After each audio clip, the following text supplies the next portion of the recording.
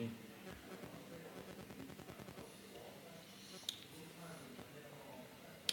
So just checking the Wi-Fi network.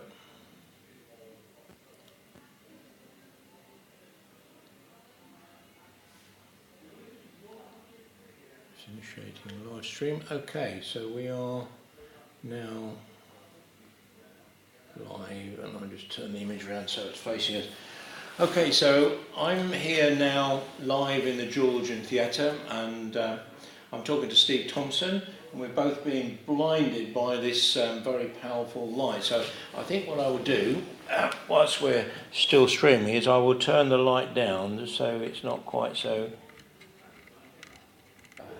intense. So, I was going to admit to anything. Well, he was going to admit to anything, he usually does, but yeah. I was a bit more worried about the light shining off your shiny dome. Yeah, but... the polished dome. The polished dome, yeah. So, let's see, have we got anybody watching us at the moment? No, but what normally happens is when I do live streaming into Facebook is that you can see in the corner there the little eye symbol. That shows you when anybody's actually watching live. Mm-hmm. And because I haven't yet started preparing people for my live broadcast, it's just a matter of chance as to whether anybody's just happening to watch it. So we're in the Georgian Theatre in Stockton-on-Tees, and I'm talking to North East musical legend Steve Thompson. Tell me a little bit about your musical history and your songwriting and the bands that you work with and played with.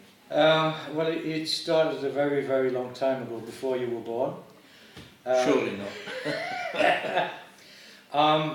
As a youngster at school, I was hearing stuff like the Beatles, the Rolling Stones, the Beach Boys, like a really fabulous time to be listening to music, and so I was affected by these sounds, and at that point in time it just sounded like a fabulous noise that you couldn't actually tell how they were doing it. It just sounded fantastic.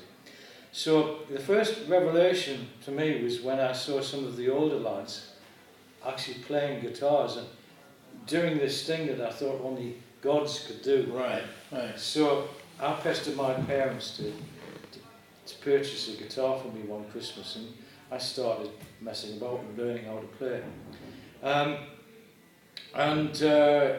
Once you start doing that, then you gravitate to kindred spirits, other guys at school that are also learning to play. So there was one particular chap that later on we both ended up at Concert Steelworks in an apprenticeship, and we formed a band. So as a consequence, there were two apprenticeships going on there. One in the steelworks and another in the pubs and clubs of the North East. Right. And which must be a very hard apprenticeship to go through. I mean, demanding public? It was very demanding, but it was also very rewarding as well. I was telling the guys in my band the other day that they were talking about the club scene in the North East, and sort of slightly looking down their noses at it. It's become something, I mean, there's not very much of it left now. And I said that I was doing the club scene in the North East in 1969, and they went, wow. And I explained to them in those days it was entirely different. You could build a following, which we set about to do. The band we formed was called Bullfrog, and we had people that would travel from one. We were doing village halls and all sorts of places as well, but the club scene was really vibrant, and you could introduce your own material in those days. You didn't have to do all the stuff out of the charts, and you could do, I mean, at that point in time what was starting to emerge was Hendrix, Cream, The Doors, Black Sabbath, Emerson, Lake and Palmer, all that kind of stuff.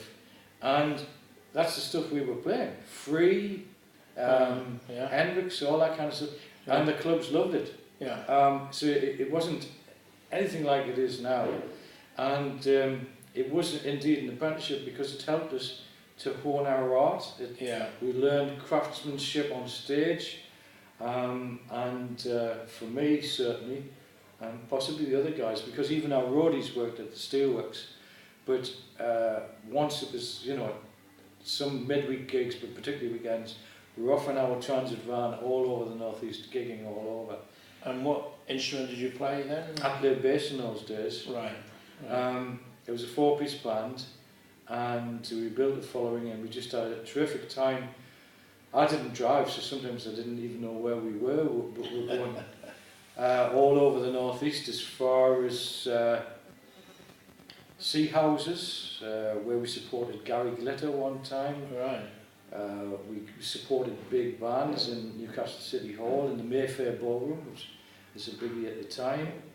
And it was just terrific, and we became a little community in that we were self-sufficient. We were separate to all our compatriots in the concert. We were off out and about, and we found there were many other local bands that were the same, that had created their own little community, and we would touch base with those guys every now and then. So we got to know all the other bands. In particular, at weekends we would go to the music shops in Newcastle, not to buy equipment, but to talk to the other bands and rubbish other bands and gossip. And so it was a really buzzing, vibrant time. And at the end of both of those apprenticeships, the one that stuck with me was the music industry. And it was the music industry that sort of had me escape. Right. Because your dad worked in the steelworks, didn't he, from memory? Or... My father, his father, his father, and his father before him had all worked in the steelworks. In fact, if you lived in Consett, you were inevitably going to end up in Consett Steelworks. And all my uncles worked there. My father didn't work there.